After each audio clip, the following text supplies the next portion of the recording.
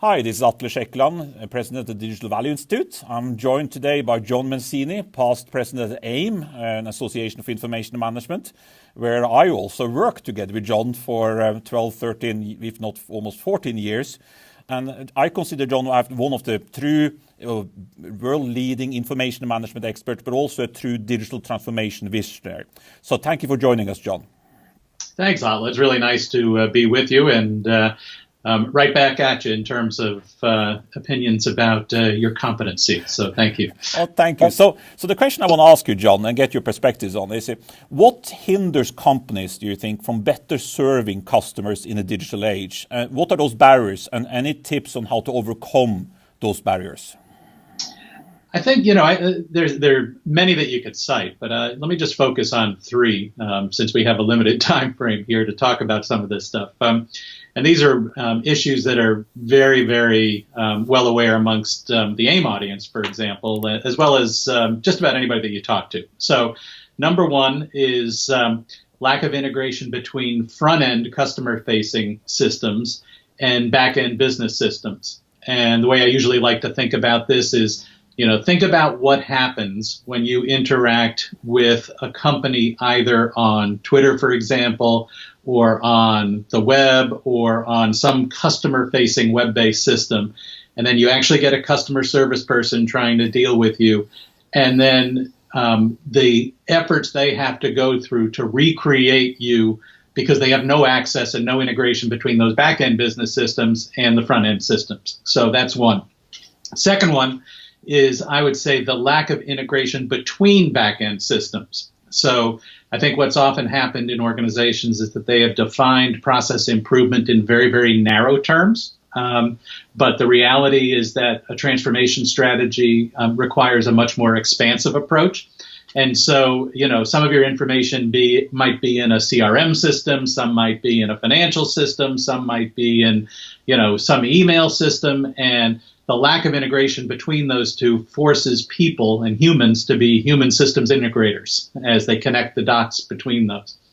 And then the third one, which I think is an interesting one, and I've had some recent experiences personally with this, trying to help my mom, 87 years old, deal with some accounts, is the assumption that customer experiences are universal and the same across very, very different types of customers. And the example with my mom recently is that she was moving, 87 years old, like I say, has an iPad, uses social media, all that kind of good stuff. And we were trying to cancel an existing account. And she has a hard time dealing with customer response systems on the phone. And so I said I would help her. So I called up the company to try to cancel the account. And the question was, what was your first car? And so then I asked my mom what her first car was, and she said it was a 1953 Hudson. I don't even know what that is. And so I called them back and gave them that answer, and they said it was the wrong answer. Well, it turned out that the account had been set up by her husband, who is now long gone. And so really the question was, what was his first car, which we had no idea. And so I had to go through countless iterations to try to figure out how to help her with this account. So my point is that people tend to design digital value. They tend to design transformation strategies with 25 to 35-year-olds in mind. And there are probably 8, 10, 15 different personas for whom customer experience is a very different thing, depending on who you are, what country you sit in, what language you speak, what your demographic is, and a real digital strategy needs to reflect that. So those are three very complex areas. And do you have a recommendation or perspectives on what are the steps then to address them one by one? Well, the first thing is that if things seem crazy now, they are about to get worse because there is this rising tide of information that threatens to overwhelm organizations. And, we did a survey at AIM in which we looked at, what do people expect that volume to be? And people said they expect it to go from X to 4.2X in the next 2 to 3 years. Gigantic number. They also said that they expected 60 to 70% of that information to be unstructured information, content, emails, JPEGs, all that kind of stuff that's very difficult to manage. And so the first recommendation is that you've got to do an inventory and an audit and understand what you have, because you can't even begin to address the problem unless you first have your arms around it. And most organizations have that responsibility scattered through with the organization and have a hard time kind of pulling that together. So that's kind of recommendation one. I think the second one is to adopt a customer-centric perspective on business processes. And that might seem obvious, but it's really opposite of the way most organizations have approached customer process improvement over the years. And so many organizations, they'll have process improvement initiatives in finance and in HR and in, back-end sales and marketing systems. But the problem is that the customer doesn't see those systems that way in terms of the departments that own them within an organization. And so you have to take a step back then and sort of think of those customer journeys, think of those experiences that customers have, and think about what the implications are for thinking about processes across processes, not just within processes. And then the third thing I would urge people to do is start to look at the gray area of individual processes. And what I mean by that is that, people have deployed business process management initiatives to deal with very large and complex processes within a department. And that has covered a significant portion of the automation challenge. But within each of those processes are lots and lots of gray areas, lots of sub-processes that individual knowledge workers own, and an awful lot of manual work that still gets done within those gray areas. And repetitive manual information processes. And so I think that's where, tools like robotic process automation, for example, really starts to be an interesting opportunity for organizations to look at processes within processes that can be owned by individual knowledge workers and give them tools to improve.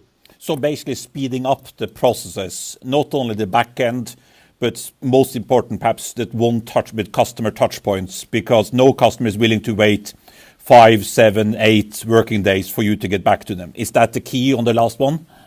Yeah, I think, there's kind of two components to it. One is to build greater agility in your IT infrastructure and in your IT approaches so that you can attack some of those processes from a customer perspective. And the second one is to enable individual knowledge workers to take control of their own processes, which often are fairly atomistic and repetitive. And RPA technologies can give people an opportunity to do that. So I like those three. That makes sense to me. But what would you say are the critical success factors, or are there any shortcuts I can make just to improve things immediately or start working on tomorrow? I think starting tomorrow, and they all tie back to what we talked about before. The first one is understanding what's known and what's dark when it comes to information, and to view the information challenge holistically rather than purely in terms of data. And I think when organizations start to do that, they realize that there's an awful lot, there's sort of that quadrant of what you know, and then you don't know what you don't know is the most challenging one. And unfortunately, that's where most information is in organizations. And so, first of all, apply analytic and diagnostic tools to understand what you have, where you have it, what it is, what form it's in, all that kind of good stuff. Second thing is start to focus on this question of what's useful and what's redundant, obsolete, and trivial. Because most organizations within individual departments have very much of a hoarder mentality. And so, it's always easy to say, well, if I'm sitting in finance, it's like, gosh, I wish those HR people would, get rid of the useless information. Well, what about your useless information? Oh, no, don't touch that. We might need that someday. And so organizations need a structure and a discipline and an approach to thinking about what that means, because, most everybody that has studied this concludes that 60% of the information people are keeping is redundant, obsolete, and trivial. And so you got to figure out which 60%. And that's a challenge, I think, that you can there are tools that exist for that people can focus on and apply very, very short term and get a first order handle on that. And then the third thing is that if you're looking at processes through the prism of customers, then look at the way people work through the prism of knowledge workers.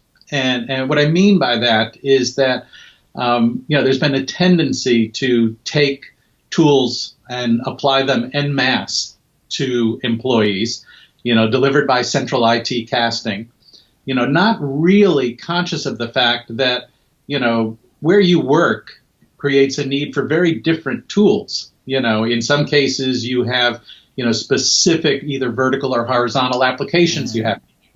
In other cases, you have generic collaborative tools. Collaboration looks differently depending on whether you're working with somebody across the hall or across the world, within the company, outside the company.